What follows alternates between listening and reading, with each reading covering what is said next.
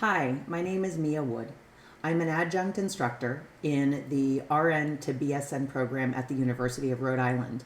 I'm looking forward to working with you in the final 7 week accelerated term of the fall 2020 semester. In this video, I'll tell you a little bit about the course, what we're going to do, when we're going to do it, how we're going to do it. We're going to walk through Bright Space together. But first, I want to let you know that I've been conducting this course for the RN to BSN program since 2017. So I have a pretty good idea of how working nurses are doing in terms of what the various pressures are in their lives. That said, each person's life is rather different. So if there is something that I can do for you to help you be successful in the course, and I'm not doing it, please let me know.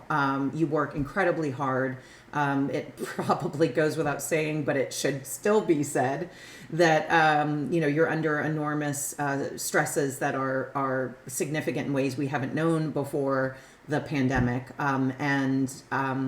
It's such a privilege to work with you, and I want to make sure that you are supported as you continue working your way toward your degree.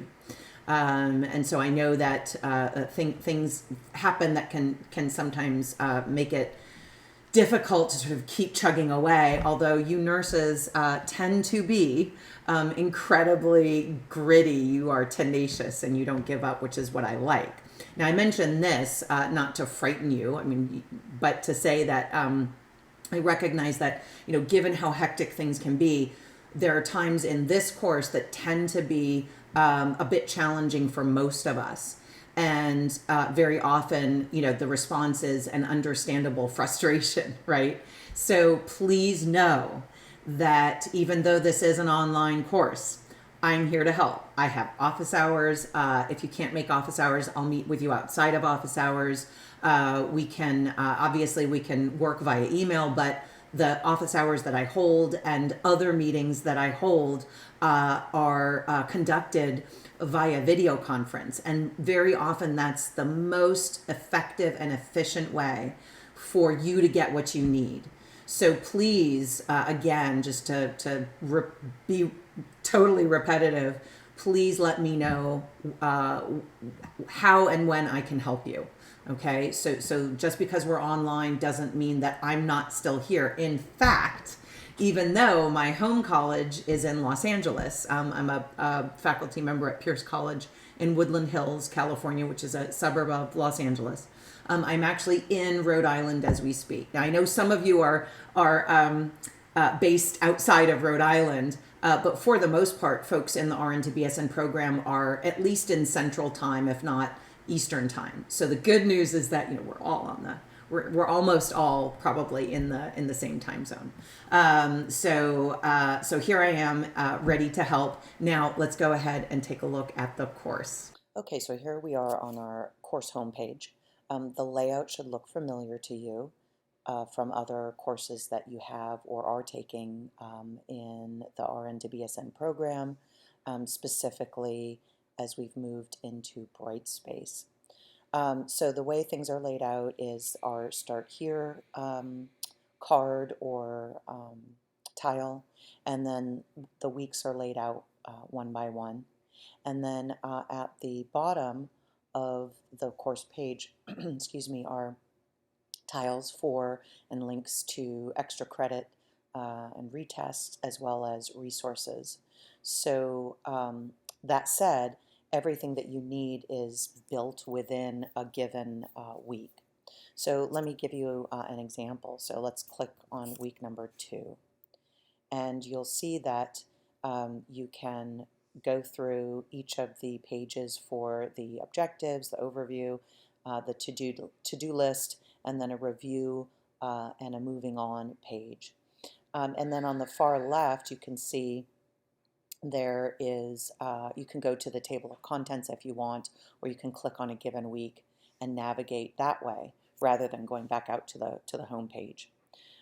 So the way, let me focus on our to-do list, because I think that that's probably going to be the most um, important to you. So you know that we've got a textbook that is embedded in the course. So each of our chapters for the required textbook as well as the optional is embedded in a given week where a chapter or a section is assigned. And then below the reading is a set of videos. They're actually all optional, but if it doesn't say optional, that means I recommend that you watch the video. Um, and then think about how you learn best.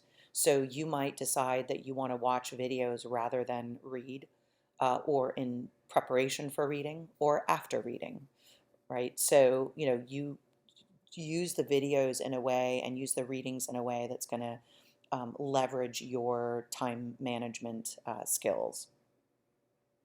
And then um, we've got under the complete section a given assessment. So in this case, it's our first exam, and I offer you the ideas that are, or sorry, the basic, overview, and then suggestions, as well as an overview of concepts that are relevant to that exam.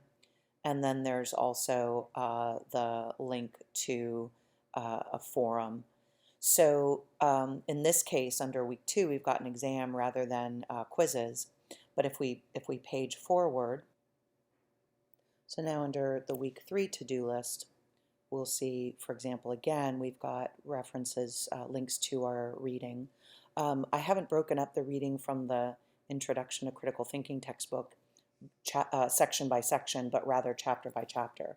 So if you open up a link to a given chapter, you'll still need to scroll to a relevant section or set of sections. So what you might think about doing is just downloading the text, the PDF of each of the chapters, and the all-important Chapter 3 appendix, so that you have access to it.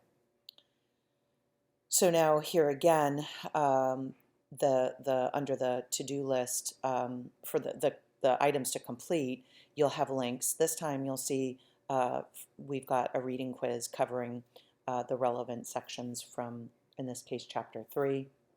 And then I've got some handouts for you that I hope are helpful. And then, of course, the discussion forum post and peer reply.